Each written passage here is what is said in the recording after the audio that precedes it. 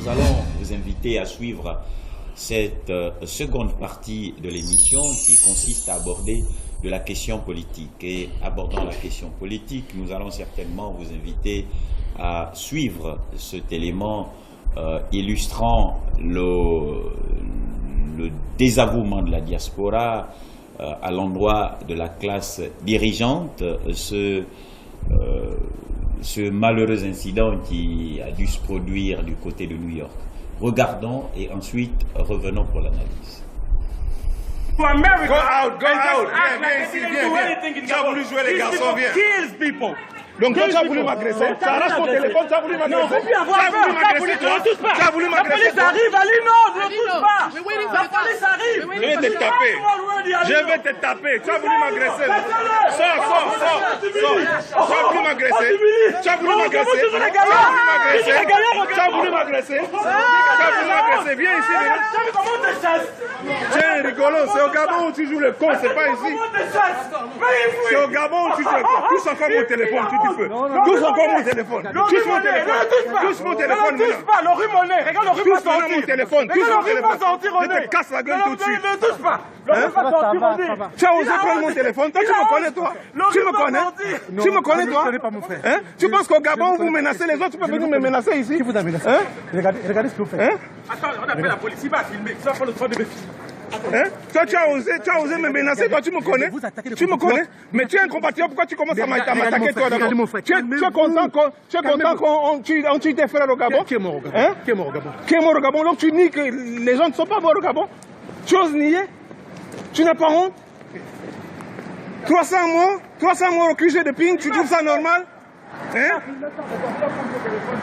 Mais vous êtes des vrais rigolos, vous, là. Ici, vous faites la force, vous êtes comme des petits moineaux.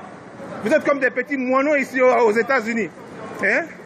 Si c'est au Gabon, vous agressez les gens n'importe comment, vous aurez déjà appelé la GR ou la police pour venir nous agresser. Et tu oses toucher mon téléphone. Mais je t'aurai, hein? Ne t'inquiète pas, Ali Bongo va tomber. Je vais te casser la gueule comme il faut. Moi, je vais te casser la gueule comme il faut. Tu oses venir tenir mon téléphone, tu es fou, toi. Tu sais pas qu'on peut te faire arrêter, ce que tu as fait là, tu peux aller en prison ici. Non, tu sais pas que tu peux aller en prison? Avoir mis la main sur moi, tu peux aller en prison? Je ne peux pas mettre la main sur vous. Mais tu as pris mon téléphone, pourquoi? Qu'est-ce qui t'a permis de faire? Moi, j'ai rien à foutre de toi. On est des frères, attention. Mais même si on est des frères. Voilà, c'est malheureusement ce qui a dû se produire du côté de New York. Évidemment, beaucoup seraient en train de...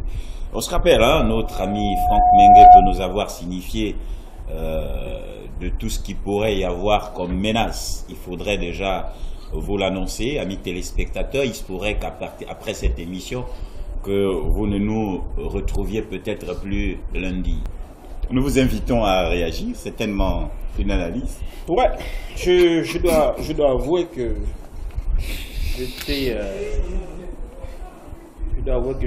j'étais choqué de voir ces images. Mais je ne suis pas choqué parce que ce n'est que la résultante de ce qui s'est passé au QG. Vous avez vu ce que l'activiste de la diaspora a dit plusieurs fois, que nous avons perdu des Gabonais, plus de 300 morts. Vous niez. Aujourd'hui, vous avez des personnes en colère, qui veulent la vérité, et qui veulent que la personne qu'ils ont votée prenne le pouvoir. Et c'est grave, assez grave, parce que des actes comme ça se multiplient, des Gabonais entre Gabonais. Aujourd'hui, beaucoup de compatriotes ont du mal à mettre pied en France pour ne pas subir ce sort-là. Mais ce qu'il faut, c'est peut-être pas juger l'acte, mais c'est plutôt comprendre pourquoi est-ce qu'on en est arrivé là. Oui. Très important. Comment on en est arrivé là, où aujourd'hui on se regarde en champ de défaillance, où aujourd'hui on se brutalise, où aujourd'hui on n'arrive plus à se regarder dans les yeux. C'est un acte choquant parce que, vous savez, c'est quand même, c'est entre compatriotes que ça se passe. Mais si on arrive là, encore une fois de plus, c'est parce que justement, il y a aujourd'hui un acte que les gens n'arrivent pas à pardonner. Donc la brutalité sans précédent il y a eu au QG de Ping où des Gabonais ont ont perdu la vie et où le suffrage universel ne s'est malheureusement pas respecté jusqu'aujourd'hui. Oui, Ndombadinga, c'est tellement... Ben, moi, je suis choqué, je suis sous le choc. Il s'agit quand même là du directeur de cabinet, du chef La d'État. République. La République. Moi, je ne parle pas du directeur de cabinet. Non, c'est la République gabonaise qui se retrouve. Mais malheureusement, le nom de la République se retrouve escorté par ces personnalités-là qui se retrouvent par terre. Vous avez vu sur les trottoirs de New York, devant les Américains et tout le monde. Mais en fait, je voudrais axer mon analyse à 3 niveaux. Je commence par Bruno Ben Moubamba, le vice-premier ministre. Lui qui avait faim hier et qui faisait la même chose en France. Qui faisait la même chose au Gabon. Je me rappelle encore de lui devant le palais Léomba, en face de la mairie de Libreville. Mais qui aujourd'hui est en train de traiter ces Gabonais de tous les noms de mauvais oiseaux. C'est ça le paradoxe que nous vivons dans notre pays.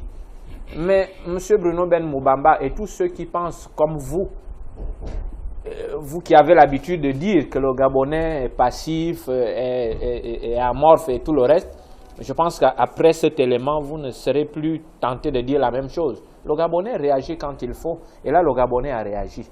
Malheureusement pour vous, au haut niveau, devant tout le monde. Et là, c'était à la tribune du monde entier. Bref. Finalement, à quelle occasion l'action appelle une réaction. Je ne suis pas convaincu que sans rien, ces compatriotes allaient faire ce qu'ils ont fait. Forcément, il y a une origine à ça. Et l'origine est simple. Je n'ai pas envie de m'étaler sur une gromologie. Les Gabonais ne se retrouvent pas dans ces représentants. Un point, un trait. Et je ne fais pas de distinction entre le Gabonais du Gabon et le Gabonais des États-Unis. Certainement déjà faire la genèse de la raison pour laquelle ces responsables politiques pouvaient se retrouver à New York.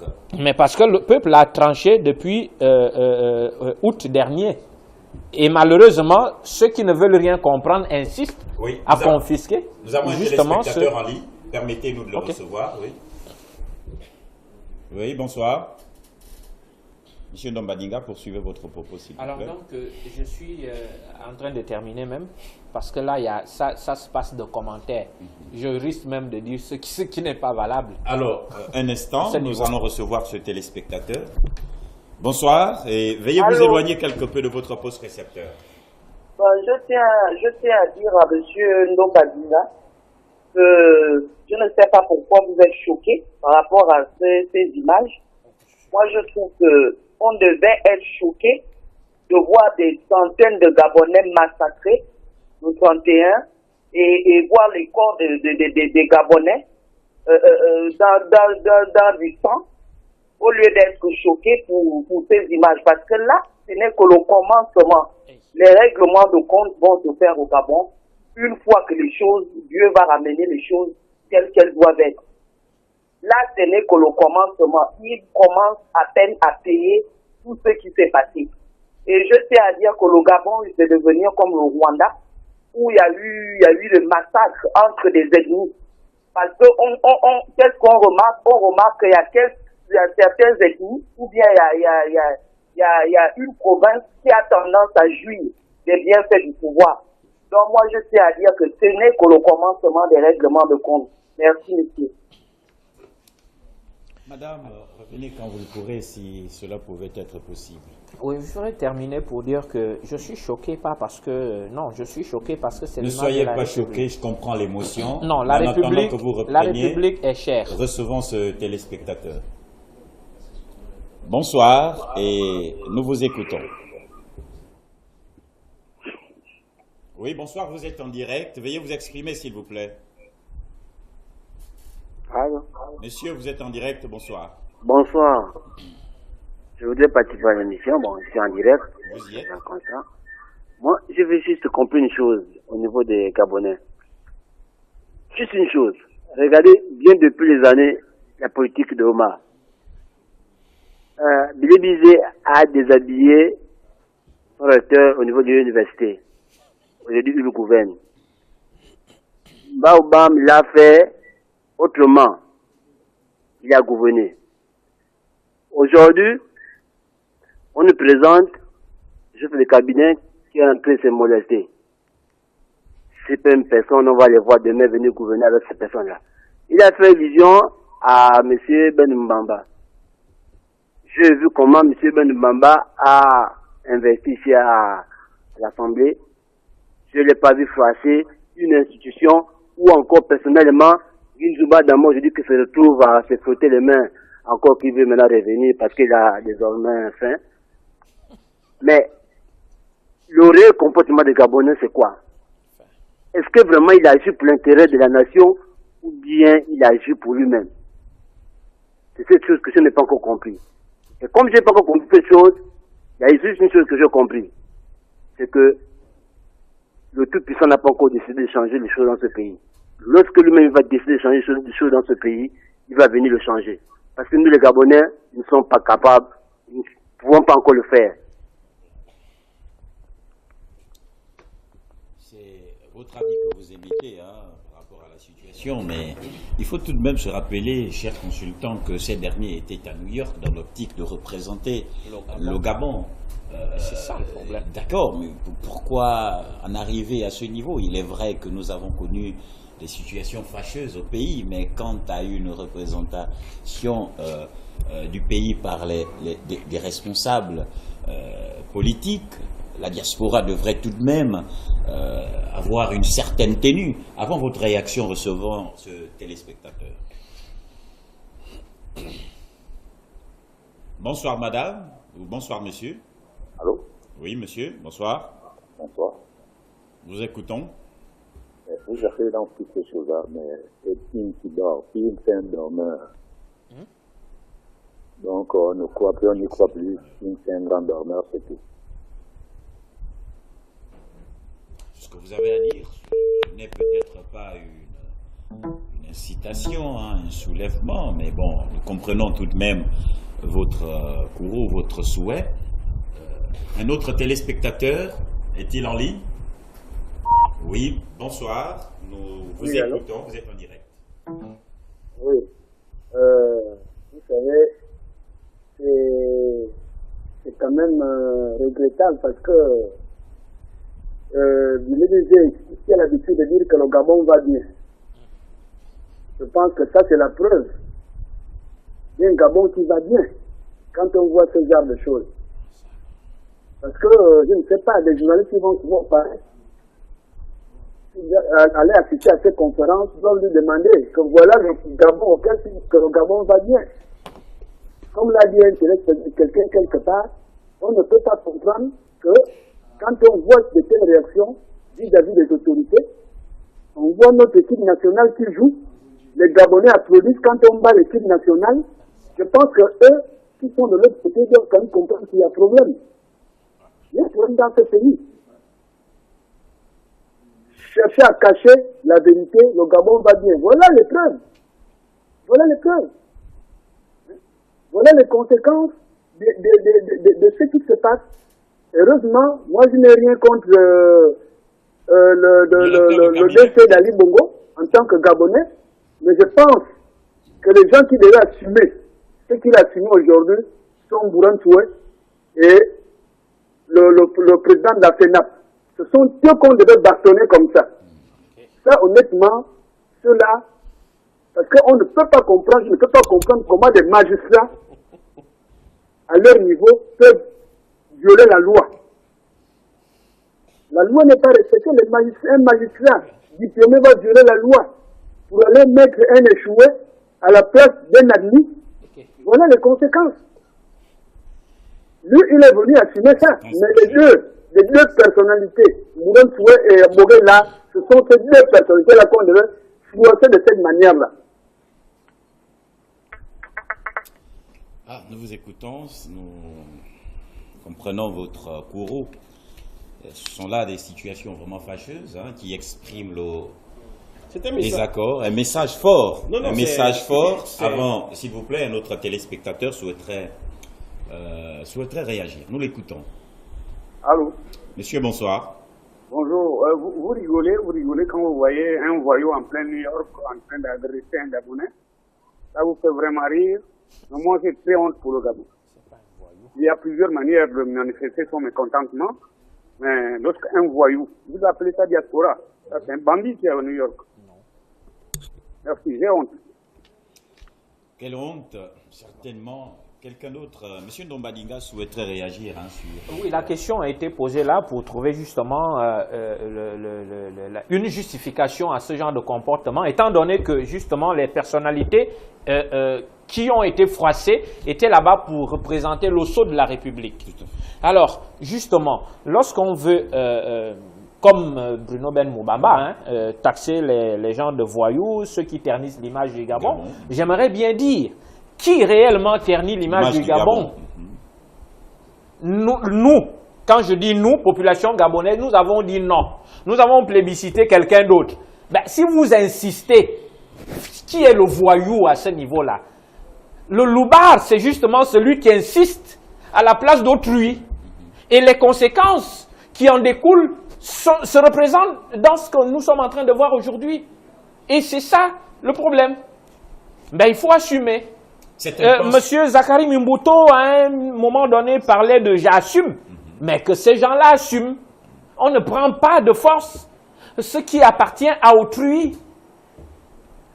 En ce moment, ce poste-là m'appartient, moi, population gabonaise. Et je dis, je ne fais pas de différence entre le Gabonais de New York et le Gabonais de Libreville. Nous sommes tous Gabonais. Certains estiment qu'il pourrait y avoir une certaine instrumentalisation c'est les mots, de la diaspora oui, c'est ces mots-là que nous avons coutume d'entendre ici, inféodés, instrumentalisés, corrompus, et ainsi de suite. Non, c'est pas ça. Le malaise est profond.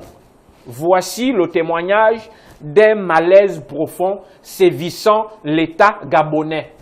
Ce n'est pas n'importe qui, c'est le directeur de cabinet du chef de l'État actuel, intronisé par la Cour constitutionnelle, parce qu'il faut relayer et révéler ces détails. Alors, ce n'est pas le chef d'État des Gabonais. Recevons ce téléspectateur-là, qui serait certainement en ligne. Bonsoir. Bonsoir, monsieur. Allô. Allô, bonsoir. Oui, je reviens encore. Et nous vous écoutons. Surtout sur ce que l'image vient de nous montrer, c'est bien normal. C'est bien normal que ces gens de personnalités reçoivent ce qui leur revient. Je voulais contredire le monsieur qui venait de parler, parce que lui, il a trouvé qu'il y a des causes avec le pouvoir en place, et lui ne voit pas que le sang qui a été coulé au Gabon, la terre bénie, comme on le dit, que non, le pape Jean-Paul II avait dit, le Gabon c'est une terre bénie, on fait couler le sang humain, et demain on dit non, c'est pas de cette manière qu'on peut faire les règlements de compte. Quel règlement de compte que lui veut qu'on fasse? Il faut qu'on aille se mettre à genoux devant le pouvoir en place pour dire que oui, vous avez bien fait, mais ne faites plus ça prochainement, pardonnons-nous, ça veut dire quoi? Donc le monsieur, pour lui, c'est qu'il n'a rien à voir avec le pays, ce qu'il gagne, il n'a qu'à gagner, il n'a qu'à garder sa famille au lieu d'emmerder les Gabonais en train de dire que non, c'est pas de cette manière qu'il faut régler les problèmes. Le Gabonais est fâché, il est fâché. Et sachez bien que ça ne va jamais s'arrêter, ce serait continuer pour ces pouvoirs qui est en place là, ils vont payer ce qu'ils vont payer, ce qu'ils doivent payer. C'est tout ce que je voulais ajouter. Le 31 août dernier, après l'officialisation du verdict rendant officiel bien sûr les résultats de l'élection présidentielle, un événement inoubliable a été vécu par l'ensemble des populations gabonaises. Évidemment, plusieurs familles se retrouvent endeuillées jusqu'à nos jours et plusieurs contestations ont suivi le cours de notre existence, en jugé par ces événements que nous venons tous de découvrir à travers ce qu'ont vécu nos dirigeants du côté de New York.